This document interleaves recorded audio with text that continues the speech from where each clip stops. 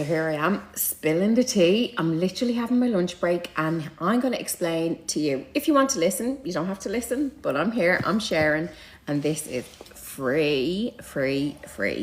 Anyone that listens and actually implements what I'm talking about can do what I've done.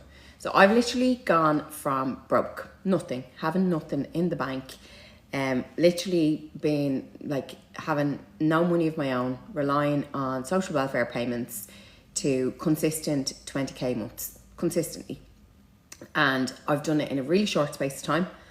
And this is how I've done it and what I did differently to know that I deserve it, to know that what is coming to me is exactly for me, and I couldn't give a flying fuck what anybody else thinks about me or what anybody else thinks I deserve or don't deserve.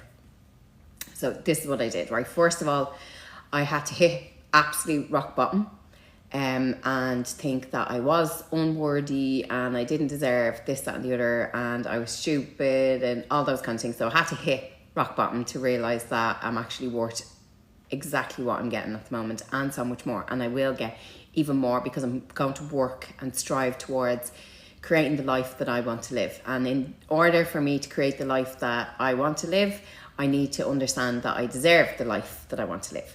So here's how I went from absolute broke to consistent 20 grand months. I got a coach, I got a mentor, and I did work around understanding numbers. So once I started understanding that if I consistently sell a 20 euro product, so if I sell one 20 euro product today and I sell two 20 euro products tomorrow, and I double that to four 20 euro products the following day.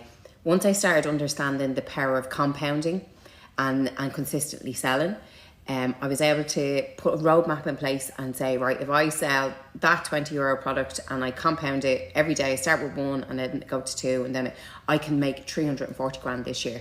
And even looking how that looks on paper gave me a kick up the ass that I needed to consistently look for. First of all, I wanted 5 grand months, so I got my 5 grand months fairly easily.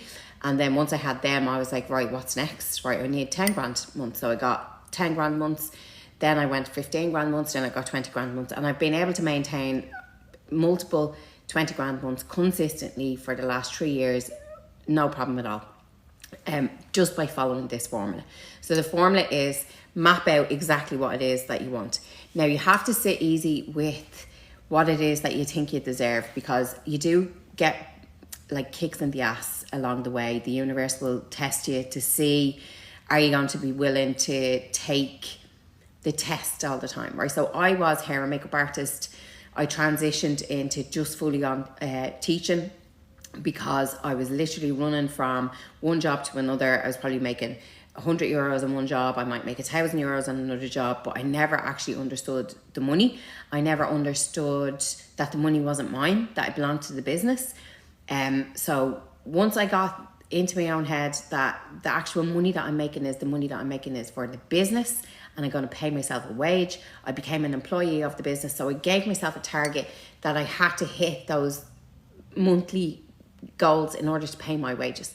And once I got that into my head, I started hitting the goals, I started making the targets, and then I started increasing the targets like you would if you worked for somebody and they said to you, okay, your targets this month are 10 grand, or your targets this month are 20 grand. It makes your brain think differently. So I went and I got a mentor. Now I got the mentor with the local enterprise office. I've since gone on and worked privately with other coaches and spent like thousands with them. I went back to college and I learned to do all the things that I didn't know how to do. So I went back part-time and I did digital marketing. So I learned all about digital marketing, and then I went and learned how to set up a website. So all the stuff that I didn't have the money to pay somebody else to do, I learned how to do that myself, and then started implementing it, and then being happy that enough was enough. That was another hurdle for me as well, because I wanted everything to be perfect. I wanted everything to look great. I wanted people to come on my website and see that it was amazing, but it's not going to be like that. It's never going to be amazing unless you have like 50 million grand in the bank to change everything week in, week out, and keeping on top of trends and stuff like that. It's never going to be. So I had to get comfortable with good enough is enough, and I am enough, and I deserve the money that I'm going to get. So I had to get comfortable with that, number one.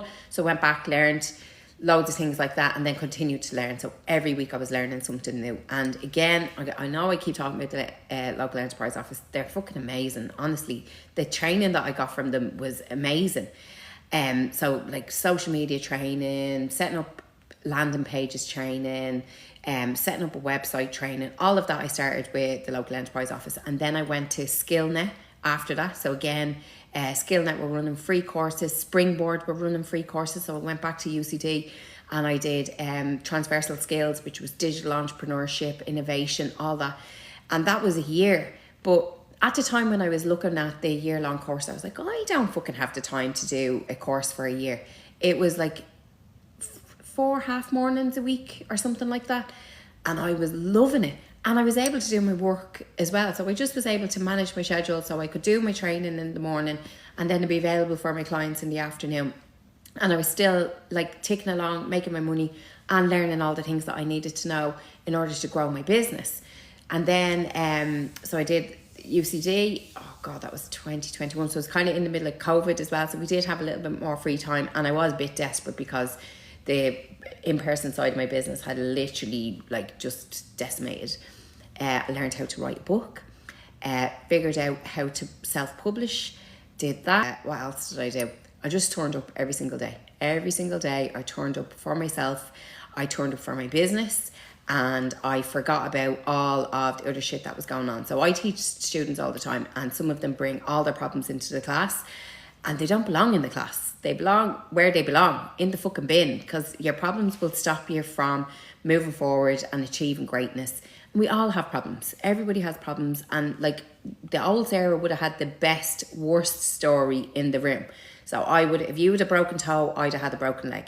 If you had whatever, something go really bad in your childhood, I could have beat that story with my stories, right? So I was proper victim, loved the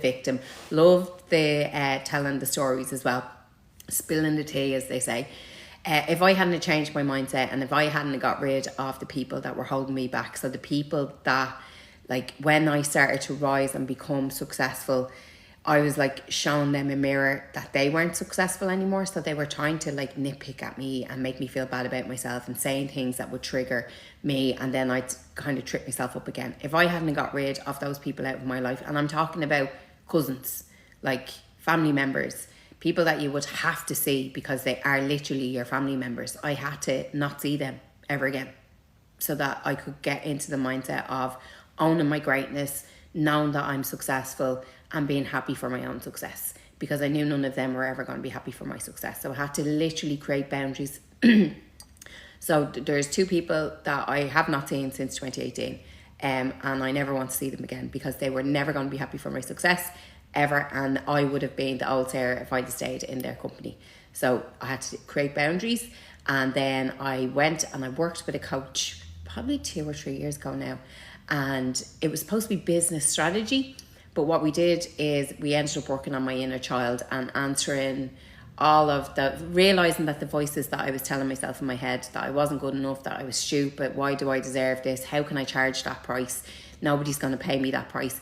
That actually wasn't my voice. That was the voices of the people that I surrounded myself with. Well, I had no choice as a child. So like aunties, mas, all of that, all of those people that tell you to sit in the corner, be seen, be not heard, all that kind of stuff. That was their voices. So I had to realise that the voice in my head wasn't my own, and had to reprogram that voice and listen to when I was saying really negative things to myself, go, actually, is that true? Is that actually helping me? Is that hurting me? Is that propelling me to where I want to be? And recognising, no, it isn't. It's not helping me. It is hurting me. And that's actually not true. So I started reading a lot of books. One of the books I read was called The Big Leap by Gay Hendricks. Fucking deadly book. Really, really brilliant book. I recommend it to anybody. Atomic Habits was another book. Another really good book I read was E-Myth Revisited. So that made me think about my business in a franchisable way, so that I could scale it and grow it and understand the actual business part of it, because I'm a hair and beauty expert. I didn't really understand the business part of it. So I had to really start understanding the business part of business, because otherwise you can't have a fucking business at the end of the day. So I started understanding the business part of business, which allowed me to focus on creating more money for the business and then paying myself a wage out of the business. And then the other thing I started to do was really invest in myself. So I'm, again, from hair and beauty background. I would do my own hair, my own makeup, my own nails, everything. And as soon as I started putting the money out into the world and paying someone else to do my nails, you'll never believe it, but money started coming to me. I invested in a pension. I literally hadn't got the money to put into this pension. I was using my children's allowance to put it into the pension. As soon as I started investing in myself, then money started coming in, because I was trying, in my subconscious was trying to find ways of, how am I going to earn money to get the money in to pay for that pension? How am I going to get money in to pay for my nails getting done? How am I going to get money in? I'm actually booking to get my hair done. How am I going to pay for that? So my subconscious, when I was asleep, we thinking of ideas of what I can do to get more money into the business. And I know this might all sound like absolute whack job stuff, but it really, honest to God, works. Started listening to podcasts, and then I started listening to people who have done exactly what I want to do, and people that have done it to the stage where they're in multiples of millions. So I have a vision board, and in my business I want to get to a certain financial figure. So I was looking at people that have done it like 10 times more than I wanted to do. Then I started listening to podcasts that they were on, started reading books that they had written, or somebody had interviewed them on a podcast or on a magazine and stuff like that. And I'd read all the articles about how they did, because they will give you nuggets of gold, and then you're able to investigate it a little bit more.